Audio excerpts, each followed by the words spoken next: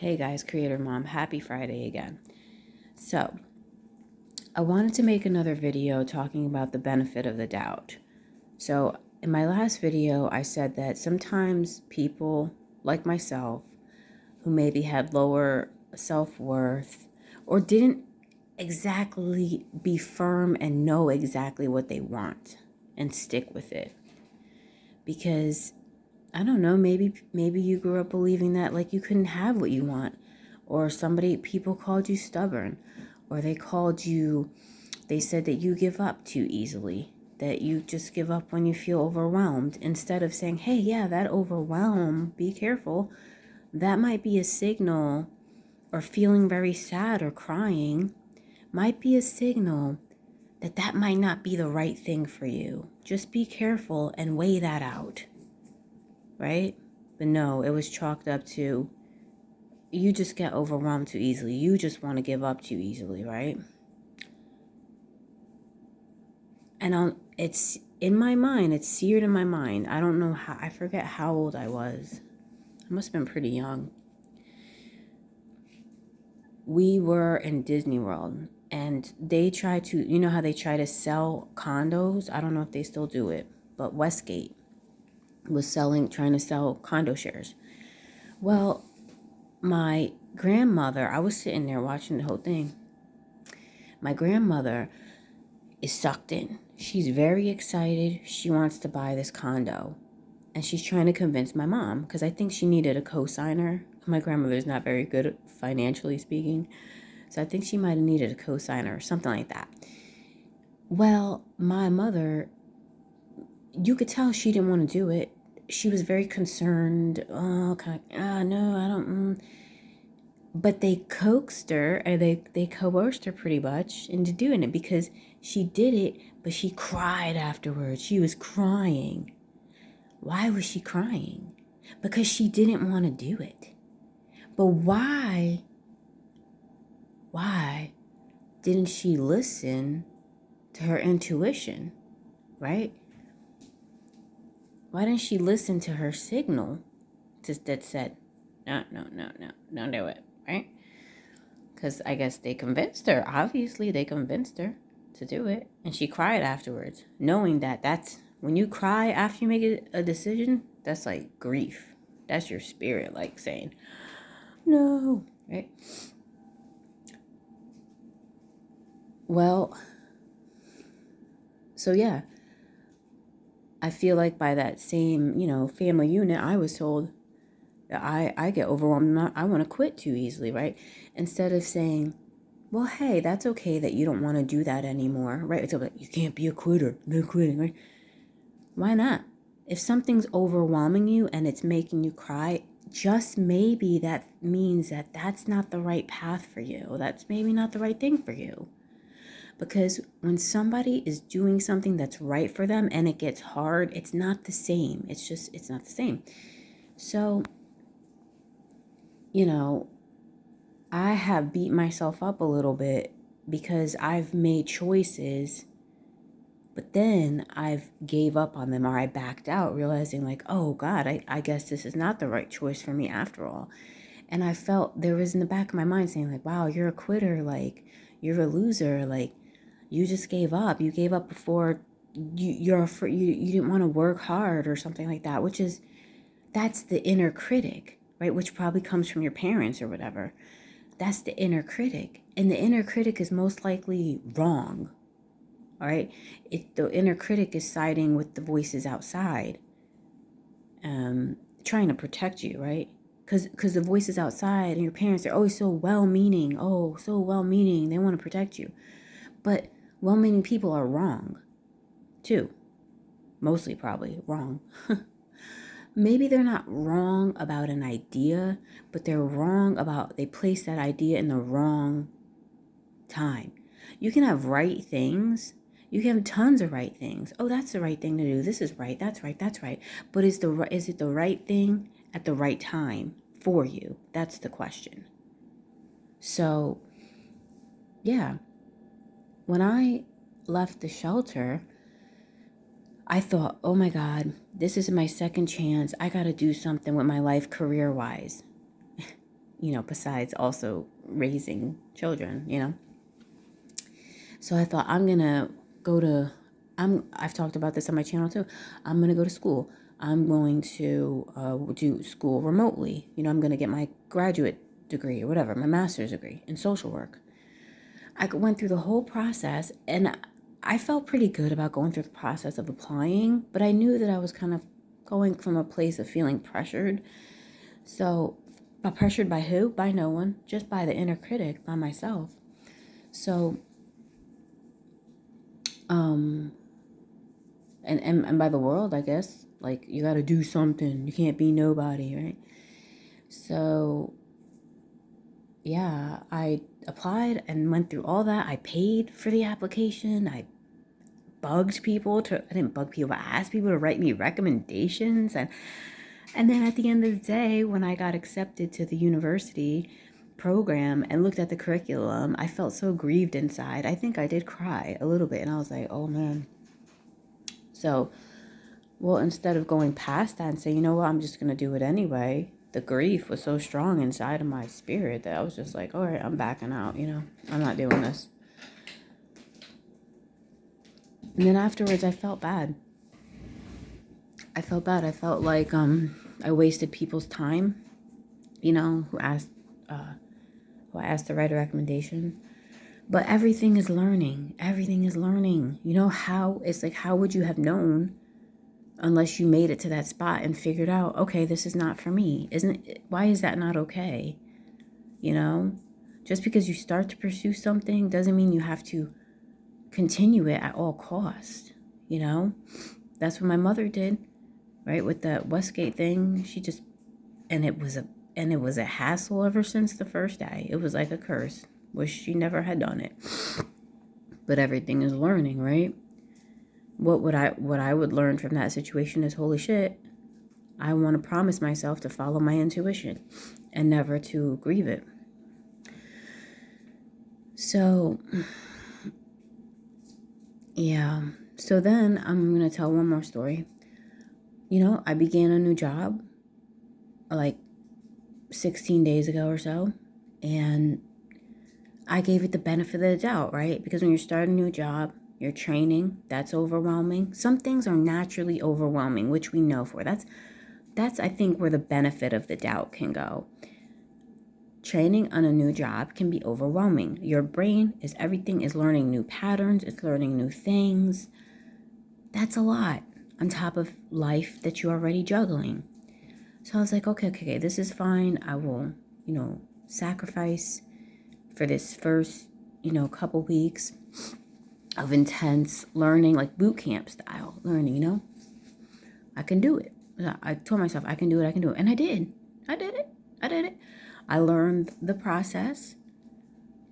But then there hit a point where he kind of raised the bar on some things and wanted more. And this job is more salesy, right? A little bit, which I loved the idea of the job. I loved what I was doing, but I did not love that there was a lot of pressure. Like, if I'm going to work from home and be contracted, I want to work at my own pace. You know what I'm saying? I need to be able to work at my own pace. That's right there. That's my self-worth. That's my values. That's what I need right now. So it's not that the job was wrong per se. It's a lot. For somebody else, it could feel like nothing. Somebody else might be able to handle it. Somebody else who's not juggling things I'm juggling or whatever. You know what I'm saying? To each their own. It's different. So, up until yesterday, I was giving it the benefit of the doubt. I was like, I can do this. Even though I noticed I was starting to feel very overwhelmed, but I thought that's when the benefit of the doubt started to not be so applicable anymore, because it was like I was kind of past the training stage for the first part of the job, and I thought to myself, Sheena, if it feels like this now, do you really think it's going to get better? Because if you're working at the pace he wants you to work at now, things are only going to amp up, because there's still two more things, two whole sides of this job to have to learn. This is only the first part, and it's already all day time consuming job. Even though it's work from home, it's all consuming. So there comes a point where I have to stop and say, okay, this is the point of the road. This is the benchmark. How do I feel in this job right now? Do I want to feel this way for the entire time or for the whole duration of the time I'm working this job? Right? This is the benchmark. Past kind of like that initial training phase, I'm in it now. How do I feel? Well, let's see. I'm waking up feeling distressed and overwhelmed and crying and like I can't even fucking think. Yeah, I'd say that's not good. We need to journal about this. That's what I thought to myself. I started journaling, crying. And I messaged my friend, my safe person, and express what I'm feeling through her and then to her. And she don't answer right away sometimes. That's fine because like I said, it's just about getting it off your chest. Then from that point, I start thinking, okay, what are my values here? What am I looking for? Then I figured out what the real problem, the problem is not exactly what I'm doing, but how all time consuming it is. It was sucking up all of my energy, all of my mental energy, everything. And I wasn't hardly having nothing left for my kids. And I thought, what are my values here? I value time, right? I need a gig that gives me more flexibility, that gives me more, where I can control the pace. I need to be able to control the pace. I can't work a contracted job where I'm being pounded to the ground, and being kind of forced to work at his pace and then going into complete crash and burn. I feel like that's where I was headed. It was scary. And it was scary and it was sad. And it was sad because I was like, I thought this was it. Like, I thought that this was it. I thought that this was the job where I could like have flexibility, work from home and be lucrative. Like, I thought that this was the one. It's kind of like finding a guy. You're like, right? I thought this was the one. I don't want to give this up. It's that sunken cost